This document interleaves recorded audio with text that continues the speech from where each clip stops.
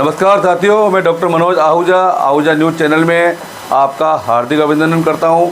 आज हम आपके लिए लेकर के आए हैं अजमेर ब्यावर केकड़ी से संबंधित महत्वपूर्ण खबरें तथा कानून की विशेष जानकारियां, जो कि आहूजा न्यूज़ बुलेटिन का मुख्य उद्देश्य है। आपको बता दें, आहूजा न्यूज़ चैनल का मुख्य उद्देश्य आपको कानून की विशेष जानकारियाँ देना है, क्षेत्र की समस्याओं की आपको जानकारी देना है, साथ ही आपके साथ कोई समस्या है तो उसको उचित मंच तक पहुंचाना हमारा मुख्य उद्देश्य है। इन्हीं उद्देश्यों के साथ आहूजा न्यूज़ चैनल लगातार प्रगति और आगे बढ़ रहा है।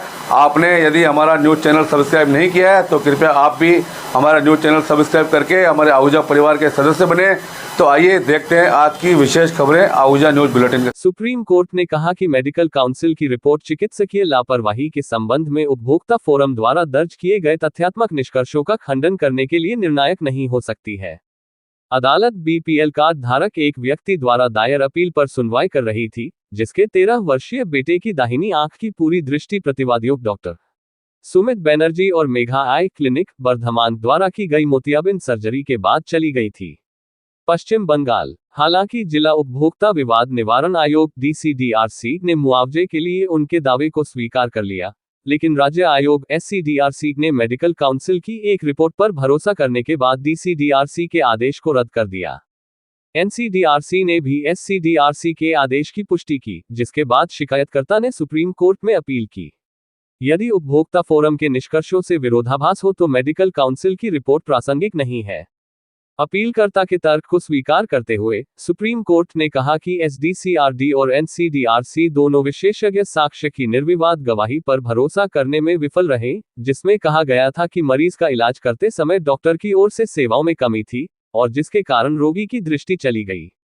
इसके अलावा प्रतिवादियों की इस दलील को खारिज करते हुए कि मेडिकल काउंसिल की रिपोर्ट डॉक्टर को चिकित्सकीय लापरवाही के आरोप से मुक्त करने के लिए पर्याप्त है, सुप्रीम कोर्ट ने कहा कि हालांकि मेडिकल काउंसिल की रिपोर्ट उपभोक्ता के समक्ष सेवा की कमी का निर्धारण करने के लिए प्रासंगिक हो सकती है, फोरम यह निर्धारक नहीं हो सकता है, खासकर जब यह उपभोक्ता फोरम द्वारा किए गए साक्ष्य निष्कर्षों का खंडन करता है।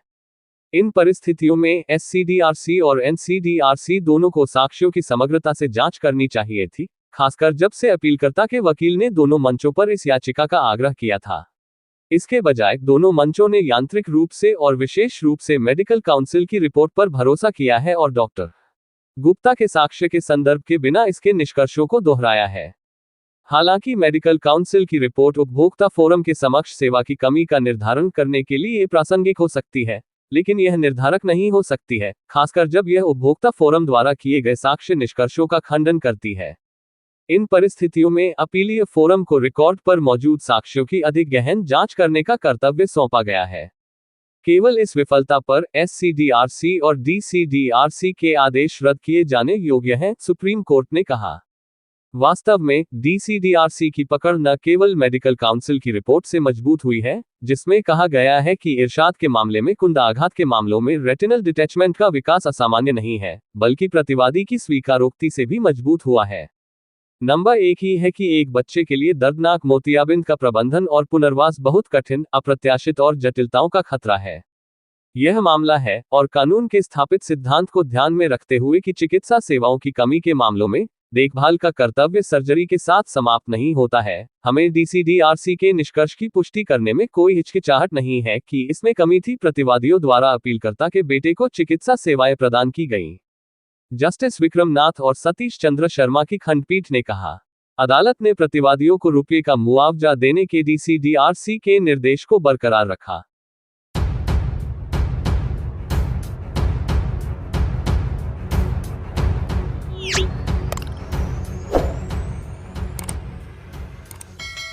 राजस्थान शिक्षक संघ राष्ट्रीय की जिला बैठक रविवार को PM श्री राजकीय उच्च माध्यमिक विद्यालय सरवाड़ में संपन्न हुई।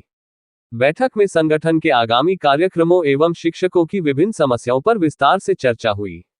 बैठक में मुख्य अतिथि के रूप में पर्यवेक्षक एवं संगठन के प्रदेश कार्यकारिणी सदस्य जयकांत पत्रिया उपस्थित थे, वही अध्यक्षता जिलाध्यक्ष महेश शर्मा ने की। जिला संरक्षक बिरदीचंद वैष्णव विशिष्ट अतिथि के रूप में मौजूद रहे।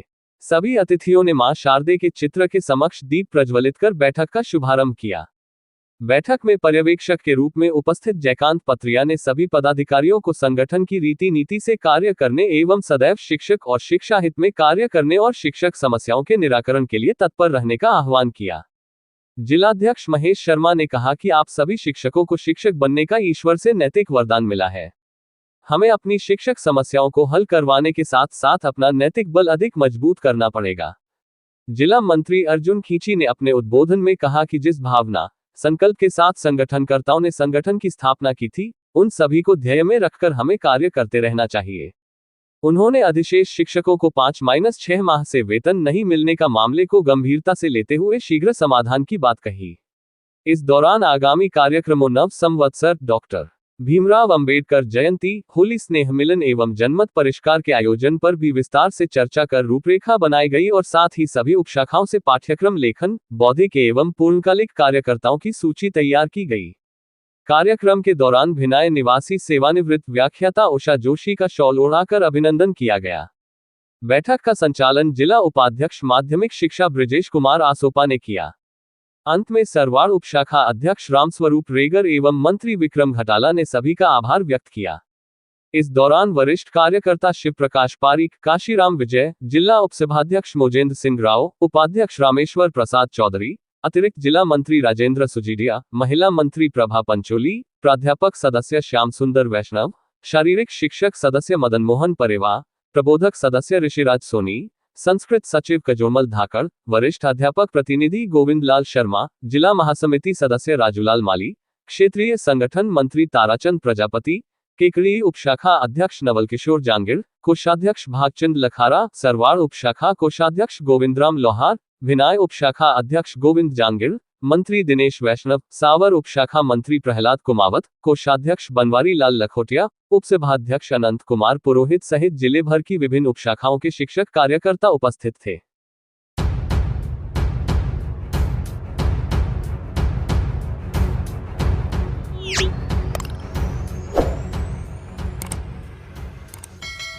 बंजारा मोहल्ला स्थित सिंधी मंदिर में कल 23 मार्च 2024 को शाम को 7 बजे अमर शहीद हेमू कालानी का जन्मदिन मनाया गया। सिंधी भ्रातृ मंडल मीडिया प्रभारी रामचंद टहलानी ने बताया कि इस अवसर पर हेमू कालानी की तस्वीर के आगे संरक्षक मंडल के बलराज मेहरचंदानी ने दीप प्रचलित समाज अध्यक्ष चेतन भक्तानी ने कर माल्यार्पण कर हेमू कॉलोनी के जीवन पर प्रकाश डाला। हेमू कॉलोनी का जन्म 23 मार्च 1923 को ब्रिटिश भारत के बॉम्बे प्रेसिडेंसी, अब पाकिस्तान में, के सिंध डिवीजन के सखर शहर में पिता पेसूमल माता जेठीबाई के घर पर हुआ था।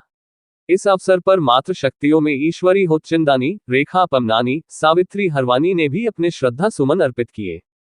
इस अवसर पर मेहरचंदानी ने बताया कि जब उन्हें ट्रेन की पटरियों को उखड़ते हुए अंग्रेजों द्वारा पकड़ा गया तो उनसे पूछा गया, तुम्हारे साथ 2 साथी और थे, वह कहाँ है? उन्होंने नहीं बताया। यातना देने पर उन्होंने कहा कि हाँ मैं बताता हूँ, हम 3 जने थे, मैं, मेरा हथौड़ा और मेरी छेनी। मरते दम तक उन्होंने अपने साथियों का नाम नहीं बताया। यह एक संयोग है कि जब शहीद भगत सिंह, राजगुरु और सुखदेव को फांसी दी गई उसी तारीख पर उनका जन्म हुआ था। जन्म से ही वह देश की आजादी के लिए जज्बा लिए हुए कार्य करते थे। आज हमें हेमू करने की जीवनी से शिक्षा लेनी चाहिए। सिंधी मंदिर के महाराज जय कुमार ने भी सहयोग प्रदान किया। हेमू कालानी का जन्म अखंड भारत था। उस समय पाकिस्तान के सखर जिले में उनका निवास था। उनका जन्म 21 मार्च और 1923 में हुआ था। उसके बाद वो जैसे जैसे जवान होते गए, उन्होंने अत्याचार होते देखा। अंग्रेजों का राज था, उन्होंने देखा है तो अंग्रेज हिंदुओं को, अपने सब भारतीयों को, हिंदुस्तान वालों को मार रहे हैं। और काफी कार्यकर्ता दूसरे जो हिंदुस्तान को आजाद कराने के लिए दूसरे भी क्रांतिकारी वो साथ मिल गए और साथ जाके इन्होंने, इनको पता पड़ा आज एक ट्रेन आने वाली है जिसमें अंग्रेज हथियार लेके आ रहे हैं भारत के ऊपर अत्याचार करने के लिए। ये 3 जने मिलकर के वहाँ पे ट्रेन के वहाँ पहुंचे। ट्रेन की वो जो फिश प्लेटें होती है, छेड़ियाँ थोड़े से उनको काट के फेंक दी। इनको देख लिया गया। उसके बाद में पुलिस ने इनको पकड़ लिया। 2 भागने में सफल हो गए। ये अकेले पकड़ में आ गए तो इनको लेके थाने में।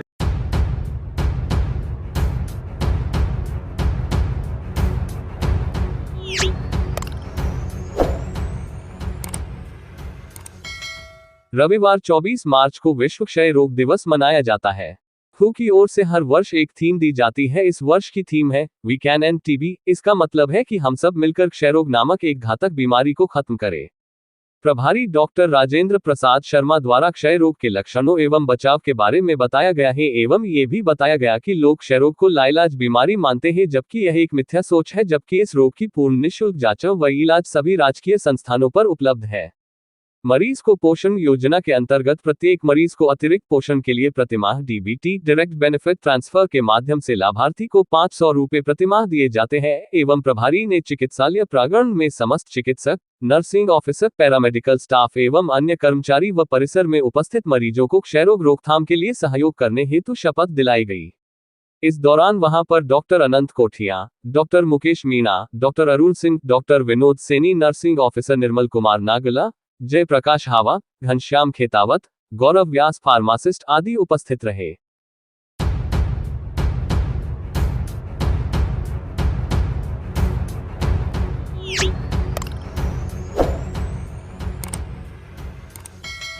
सहायक रिटर्निंग अधिकारी मसूदा कुलदीप सिंह शेखावत के निर्देशन में आज विकास अधिकारी पंचायत समिति भिनाई अर्जुन सिंह के नेतृत्व में नरेगा श्रमिकों को कार्यस्थल पर मतदाताओं को जागरूक करने के संबंध में लोकसभा आम चुनाव 2024 के तहत 26 अप्रैल 2024 को अधिक से अधिक संख्या में मतदान करने हेतु शपथ दिलाई गई। इस मौके पर श्रमिकों ने शपथ लेते हुए 100% मतदान करने का संकल्प लिया।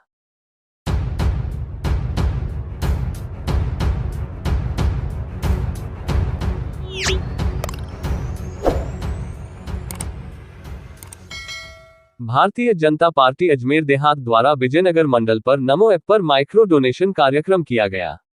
नमो ऐप माइक्रो डोनेशन के जिला संयोजक आशीष सांध द्वारा बताया गया कि अधिक से अधिक लोग नमो ऐप डाउनलोड करें, क्योंकि ये ऐप हमें सीधे प्रधानमंत्री मोदी से जोड़ता है। नमो ऐप पर प्रधानमंत्री मोदी के नेतृत्व में पिछले 10 सालों में हुए गरीब कल्याण के ऐतिहासिक कार्यों व पीएम मोदी से जुड़ी सभी एक्टिविटी देखने को मिलेगी।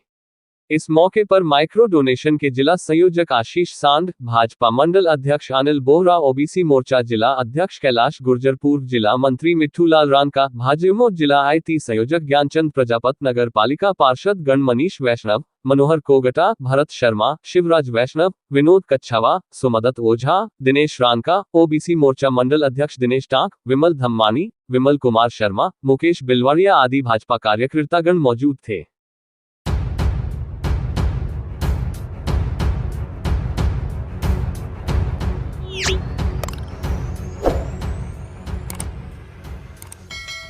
होली के पावन पर्व पर कांग्रेस सेवादल कार्यकर्ता एक दूसरे से मिलकर बधाई एवं शुभकामनाएं दी।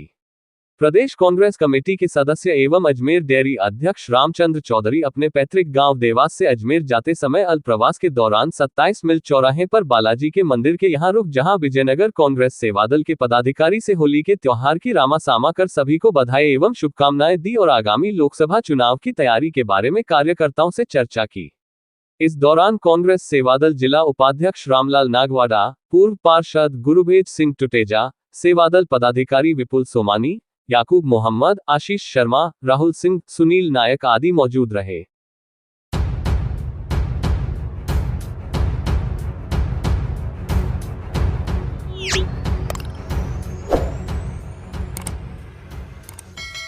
बीजेपी प्रदेश ने अजमेर देहात ओबीसी माचा जिला अध्यक्ष कैलाश गुर्जर को मनोनीत करने पर वार्डवासियों द्वारा माला पहनाकर, साफा बंधाकर, मिठाई खिलाकर शुभकामनाएं दी।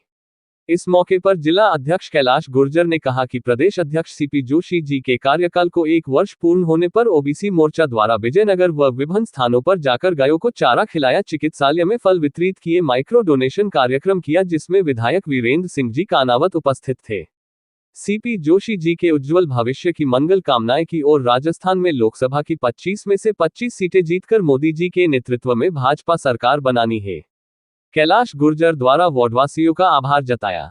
इस मौके पर मुकेश सेन, कमलेश गुर्जर, दिनेश सेन, भाजपा सोशल मीडिया जिला सह संयोजक नितेश कुमार सेन, हरीश सेन, नितेश सेन, पूरण बंजारा, अर्जुन सिंह, लाला गुर्जर, रामदेव माली, गोपाल सिंह, प्रहलाद, रामदेव नायक, गोपाल माली, सुरेश, रघुनाथ, रामकिशन गुर्जर, देशराज, शंकर माली, दीपू बन्ना, कोमल आदि उपस्थित थे।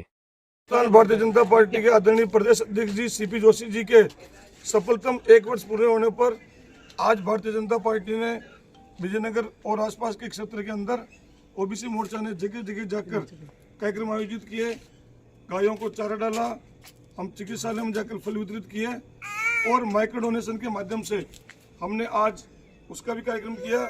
उसके अंदर हमारे आदरणीय विधायक जी कनौज साहब उसमें पधारे और मार्केट के अंदर बहुत भव्य कार्यक्रम हुआ और आज वार्ड नंबर 35 के अंदर भी बहुत अच्छा कार्यक्रम हुआ। और आदरणीय सीपी जोशी जी ने जिस तरह 1 वर्ष काम किया है, उन्होंने भारतीय जनता पार्टी को हिंदुस्तान के अंदर राजस्थान को प्रथम लाने का प्रयास किया है। इसलिए हम ऐसे सीपी जोशी जी से ये कामना करते हैं कि भारतीय जनता पार्टी को उत्तरोत्तर उन्नति मिले और लोकसभा की राजस्थान में उनके नेतृत्व में 25 की 25 सीटें जीते और आदरणीय मोदी जी के हाथ मजबूत करें। धन्यवाद। नरेंद्र मोदी जिंदाबाद, नरेंद्र मोदी जिंदाबाद, सीपी जोशी जिंदाबाद, सीपी जोशी जिंदाबाद, भजन लाल शर्मा जिंदाबाद, भजन लाल शर्मा जिंदाबाद।